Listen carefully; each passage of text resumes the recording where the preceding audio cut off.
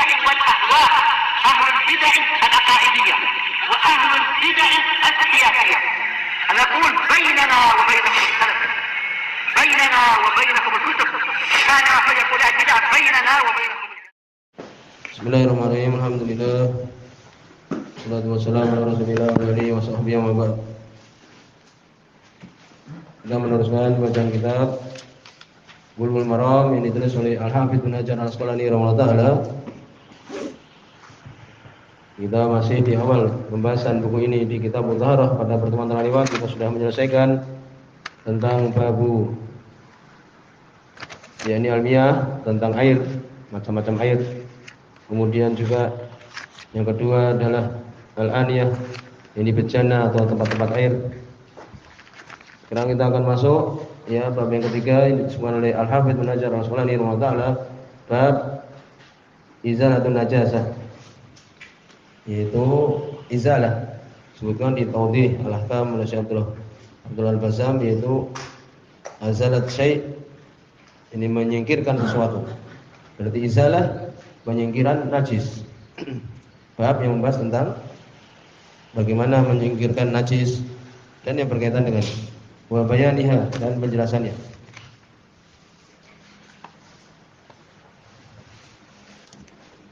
Maksudnya apa? Sebenarnya menyebutkan bab menyingkirkan najis dan penjelasannya, yakni bayan najasah wa mutahhiratiha.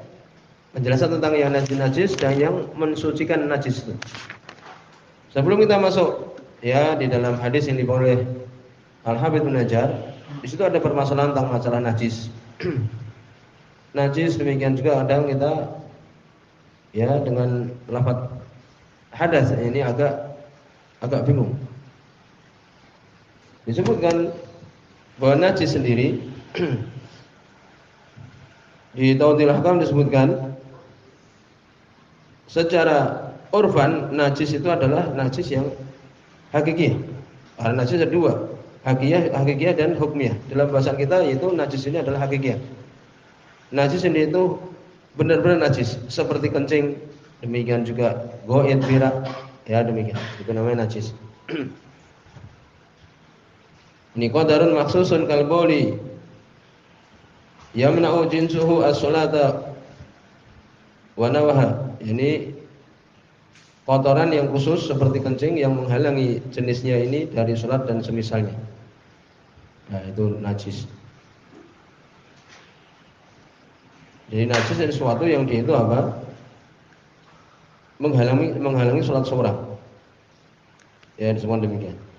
Kemudian najis sendiri ada ainiyah, yakni barangnya seperti tadi kencing dan sebagainya bisa dihilangkan dengan air. Ada juga mereka menyebutkan hukmiyah, hukumnya najis. Yaitu apa? Sesuatu yang dia itu suci kemudian tari'ah ala mahalli tahir. Yani an-najis at-tari'ah ala mahalli tahir. Sesuatu yang muncul sesuatu di barang yang dia itu suci. Barangnya suci kemudian jatuh pada itu sesuatu yang najis. Seperti badan kita umpamanya kemudian terkena kencing umpamanya, itu secara hukum.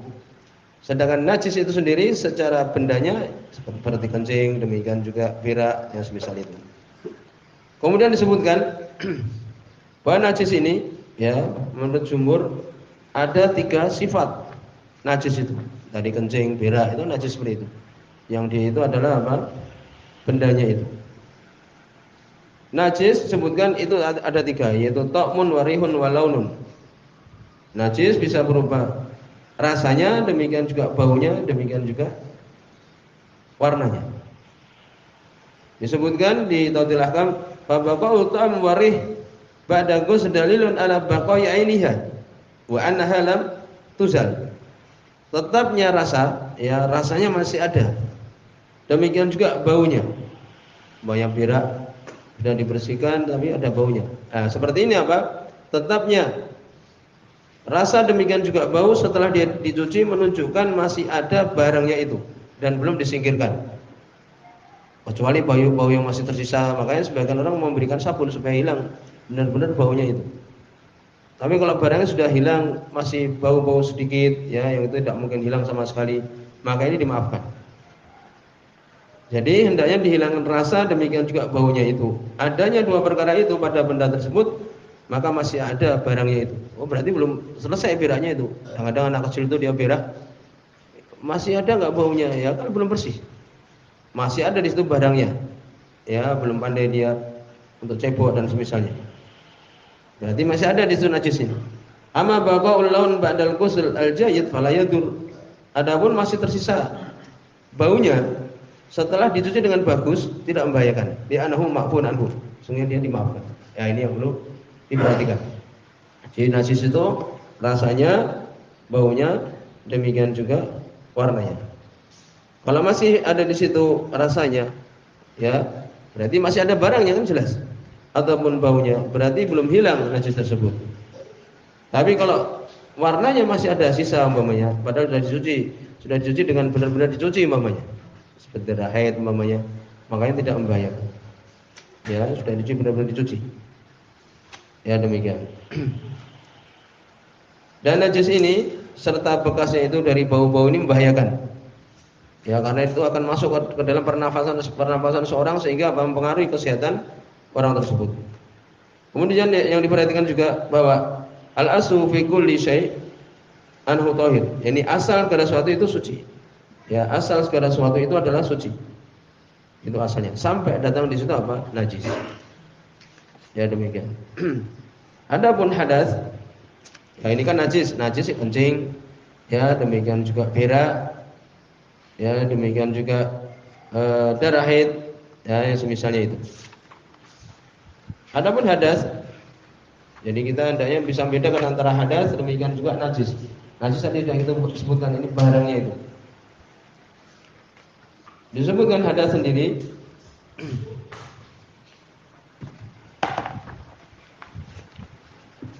Ya, disebutkan di Tawdihul Ahkam.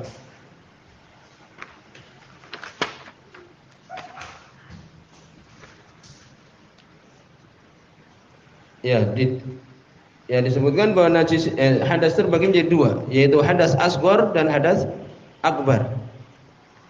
Ya, hadas asghar itu seperti apa? Seperti kencing, ya, demikian juga berak. Ya, demikian juga wadi, ya, demikian juga madhi. Itu disebutkan ijma' para ulama. Sedang hadas al-akbar, ya, di situ apa? Masuk di situ adalah seorang yang dia itu junub. Ya, demikian. Jadi disebutkan demikian. Jadi dari sini diambil pelajaran bahwa najis itu masuk dalam bagian hadas. Ya, najis dia masuk dalam bagian hadas. Kita baca sekarang hadis yang dibawakan oleh Al-Hafidz Ibnu Hajar Al-Asqalani. Qala rahimahullah, hadis yang pertama, itu hadis yang ke-22 di sini. Di buku ini, Anas bin Malik dari Anas bin Malik radhiyallahu anhu, qala beliau mengatakan, hadis oleh Imam Muslim. Su'ila Rasulullah, ditanya Rasulullah sallallahu alaihi wasallam anil khamr, tentang khamr, minuman keras. Tuttakhad khalan, yang dijadikan khal, yaitu apa? Cuka. Qala la, beliau mengatakan tidak. Ini tidak boleh. Khamar, ya, kemudian dijadikan menjadi cuka.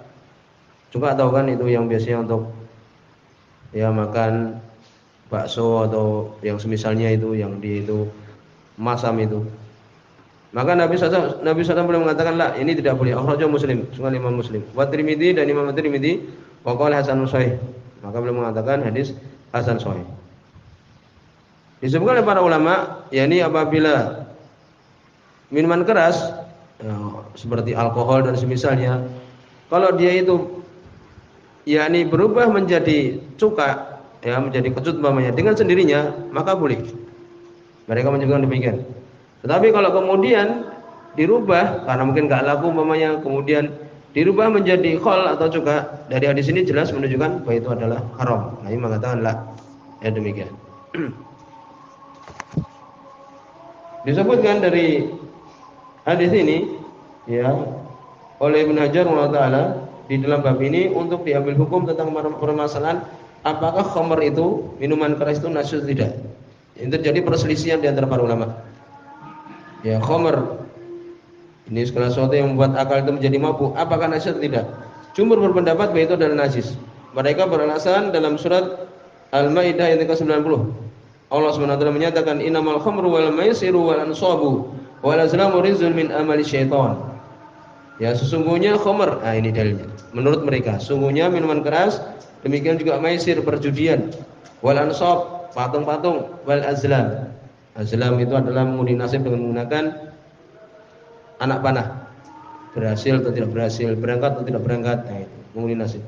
Rizqun, ya terjadi perselisihan para ulama. Ada yang mengatakan rizqun yaitu apa? Kotoran. Ada yang mengatakan itu najis. Nah, dari perbedaan ini mereka berselisih juga. Min amali syaitan, termasuk dari perbuatan syaitan. Ya demikian. Sebagian berpendapat jumhur kebanyakan bahwa itu adalah najis. Ya, Imam Nawawi belum menyebutkan.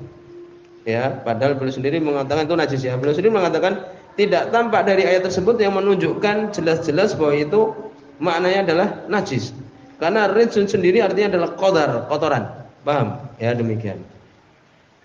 Dan kotoran tidak mesti bahwa itu adalah najis. Tidak mesti kotoran itu najis. Rizun sendiri secara bahasa artinya adalah kotoran. Dan kotoran tidak mesti bahwa itu adalah najis. Ya demikian. Kemudian Mas Sonani beliau mengatakan bahwa yang asal segala sesuatu itu adalah suci sampai di situ ada dalil bahwa itu adalah najis. Dalil yang menunjukkan itu bukan najis yang jelas sekali ya, yaitu apa? Sebagaimana Imam Muslim rahimahullah dari Abdullah bin Abbas radhiyallahu anhu bahwa waktu itu Nabi mengharamkan minuman keras, kan demikian. Dan dulu mereka orang-orang ya Quraisy, bahkan para sahabat yang masuk Islam masih mereka minum khamr, minuman keras. Ya, sampai kemudian disebutkan ya dilarang untuk mendekati sholat dalam keadaan dia mabuk, awalnya gitu. Sampai kemudian jelas-jelas diharamkan untuk tidak diminum sama sekali. Kemudian ketika datang perintah untuk tidak meminumnya, ya Nabi SAW merintahkan untuk apa? Untuk membuangnya. Ya, nih kharajan nas, maka manusia pun keluar. Ya, ketika khamr itu diharamkan, manusia pun keluar. Wa raquha fil aswaq, mereka menumpahkannya di pasar-pasar. Wa aswaqul muslimin la yajuz an takuna makanan linajasah. Dan jelas bahwa namanya pasar kaum muslimin tidak pantas untuk kemudian di situ ada najis kan itu. Kalau itu najis enggak mungkin diletakkan di pasar-pasarnya kaum muslimin. Karena mereka langsung menumpahkannya di pasar. Kalau itu sesuatu yang najis, niscaya Nabi tidak akan mengizinkan. Ini dalil yang kuat sekali bahwa itu adalah bukan najis. Ya, demikian.